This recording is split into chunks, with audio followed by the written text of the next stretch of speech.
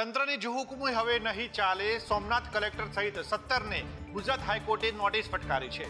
ગામના નમૂનાઓમાં નોંધ છતાં ગેરકાયદેસર ડિમોલિશનના આરોપસર નોટિસ આપવામાં આવી છે, જેમાં ગીર સોમનાથ જિલ્લા કલેક્ટર, એસપી, ડેપ્યુટી કલેક્ટર, મામલતદાર સહિત 17 પક્ષકારોને નોટિસ આપવામાં આવી છે. તંત્રની જોહુકમી સામે હાઈકોર્ટની કાર્યવાહીના પગલે ચકચાર મચી ગયો છે. એમએલએ વિમલ ચુડાસમા સામે ફરજ રૂકાવટનો ગુનો પણ નોંધવામાં આવ્યો છે. સમગ્ર મામલે ધારાસભ્ય વિમલ ચુડાસમાનું નિવેદન સામે આવ્યું છે, જેમાં તેમણે કહ્યું છે કે 4 એપ્રિલ 2025 શંખ સર્કલ નજીક ડિમોલિશન કરાયું હતું. હજુ પણ પીડિતો હાઈકોર્ટમાં રીટ પિટિશન દાખલ કરી શકે છે. હાલ તો આ સમગ્ર ઘટનાને લઈને ચર્ચાઓએ જોર પકડ્યું છે, ત્યારે આગળ શું કાર્યવાહી થાય છે તેના ઉપર સૌની નજર રહેલી છે. સુરત નવી સિવિલ હોસ્પિટલમાં હજારો લાખો રૂપિયાનો પગાર લેતા તબીબો આરામ ફરમાવી રહ્યા છે. દર્દીઓ સારવાર માટે રચડી રહ્યા છે, તેવામાં આ વિડીયો ચિંતાજનક છે. સુરતમાં નવી સિવિલ હોસ્પિટલનો એક વિડીયો વાયરલ થયો છે, જે તબીબોની કામગીરી સામે સવાલ ઊભા કરી રહ્યા છે. એક તરફ દર્દી સારવાર માટે વલખા મારી રહ્યા છે, બીજી બાજુ ડોક્ટર આરામ ફરમાવી રહ્યા છે.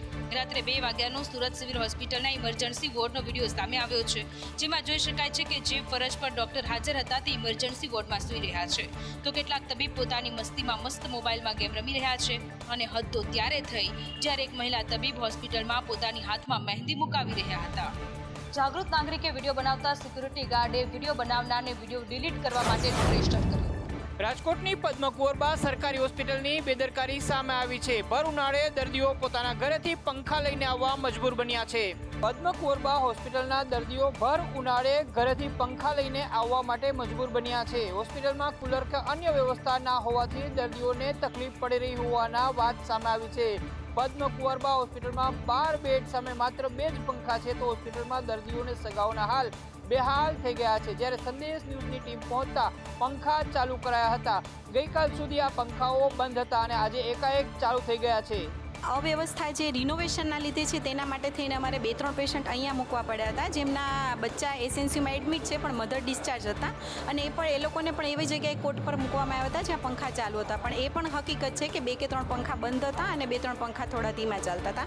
એક તરફ ગુજરાતમાં આરોગ્ય વિભાગ મોટી વાતો કરી રહ્યું છે, તો હોસ્પિટલોમાં દર્દીઓની હાલત કફોડી જોવા મળી રહી છે.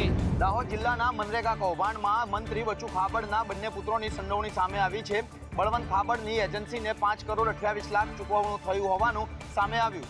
દાહોદ જિલ્લામાં મનરેગા કૌભાંડમાં બળવંત ખાબડની એજન્સીને 5.28 કરોડનું ચૂકવણું કરાયું છે. સીમામોઈ ગામમાં 38 જેટલા કામોમાં ચૂકવણું કરાયું હોવાની વાત સામે આવી છે, જેમાં શ્રીરાજ કન્સ્ટ્રક્શન એજન્સીને 5.28 કરોડ ચૂકવાયા છે. મંત્રી બચ્ચુ ખાબડના બંને પુત્રોની સંડોવણીનો ખુલાસો થયો છે. બચ્ચુ ખાબડના નાના પુત્રની એજન્સીએ 7 કરોડથી વધુના નાણાં ચાઉ કર્યા છે. ધાનપુર, દેવગઢ બારિયાના 2 ગામમાં મનરેગામાં ભ્રષ્ટાચાર થયો છે અને જિલ્લામાં કેટલો ભ્રષ્ટાચાર થયો હશે તે મોટો સવાલ છે. 71 કરોડના કામોમાં ગેરરીતિ સામે આવી હતી. દાહોદ મનરેગા કૌભાંડમાં મંત્રી બચુ ખાબડના પુત્ર બળવંત ખાબડની ધરપકડ કરવામાં આવી છે.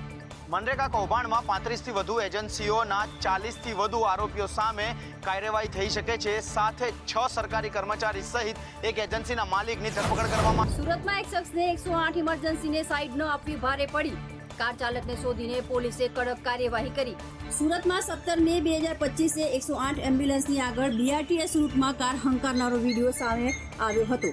ઇમરજન્સી હોવા છતાં પણ એમ્બ્યુલન્સને સાઈડ આપવામાં ન આવી હતી, જેથી મેડિકલ ઇમરજન્સીના કોલ માટે જઈ રહેલી એમ્બ્યુલન્સ 10 મિનિટ મોડી પડી હતી. આ મામલે ટ્રાફિક વિભાગ દ્વારા તત્કાલીન તપાસ હાથ ધરી મોયુદ્દીન મોહમ્મદ ચાંદીવાલા નામના કાર ચાલકને શોધી તેની સામે કાયદેસરની કાર્યવાહી કરવામાં આવી છે. જ્યારે કાર ચાલકે પોતાના બચાવમાં કારમાં બાળકે ચાલુ કરેલા મ્યુઝિક સિસ્ટમનો સાયરન ન સંભળાયું હોવાનો બચાવ કર્યો હતો. બીઆરટીએસ રૂટ ઉપર કાર ચલાવવી ગેરકાયદેસર છે, તેમ છતાં એક કાર ચાલક ભેસ્તાન તરફ જવાના બીઆરટીએસ રૂટ ઉપર સતત કાર હંકારતો રહ્યો. વડોદરાના કારેલીબાગ સર્કલ નજીક બસ મોટો ભૂવો પડ્યો છે, ત્યારે સ્થાનિકોનો કોર્પોરેશન સામે રોષ વ્યાપેલો જોવા મળી રહ્યો છે. કારેલીબાગ સર્કલ નજીક 3 ફૂટ ઊંડો અને 10 ફૂટ પહોળો ભૂવો પડ્યો છે, તો સ્થાનિકોએ કોર્પોરેશનને આડે હાથે લીધું છે. વડોદરામાં વગર વરસાદે પણ ઘણીવાર ભૂવા પડવાની સમસ્યા રહેતી હોય છે, ત્યારે હાલમાં કોર્પોરેશને બેરિકેડ મૂકીને સંતોષ માની લીધો છે. કોર્પોરેશન વિસ્તાર અને એમાં પણ વિકાસશીલ વડોદરા તેની વરવી વાસ્તવિકતા સામે આવે છે. લોકો ટેક્સ પણ ભરે છે, પણ સુવિધાના નામે મીંડું હોય તેવું લાગી રહ્યું છે. વડોદરા સ્માર્ટ સિટી બની ગયું છે, તેમ છતાં પણ અધિકારીઓ સ્માર્ટ નથી થયા અને શહેરમાં ભૂવો પડવાનો સિલસિલો યથાવત જ જોવા મળી રહ્યો છે. તેમ છતાં વડોદરા મ્યુનિસિપલ કોર્પોરેશન આંખ આડા કાન કરી રહ્યું છે. અમદાવાદના ટ્યુશનિયા શિક્ષકોનું બ્લેકમેલિંગ દૂર કરાશે. શિક્ષકો અને વાલીઓ માટે QR કોડ તૈયાર કરાયો. અમદાવાદના શાળાના શિક્ષકો દ્વારા ટ્યુશન માટે કરાતા બ્લેકમેલિંગથી બધી દૂર કરવા QR કોડ લોન્ચ કરાયો છે. ફેડરેશન ઓફ એકેડેમિક એજ્યુકેશન દ્વારા વિદ્યાર્થીઓ તેમજ વાલીઓના હિતમાં QR કોડ લોન્ચ કર્યો. લિંક અથવા તો QR કોડ સ્કેન કરીને ગુજરાતના વાલી અને વિદ્યાર્થીઓ પોતાને ઓળખ છુપાવી રાખી ફરિયાદ કરી શકશે. ટ્યુશનિયા શિક્ષકો તેમજ ડે સ્કૂલ દ્વારા થતી હેરાનગતિની માહિતી આપી શકશે.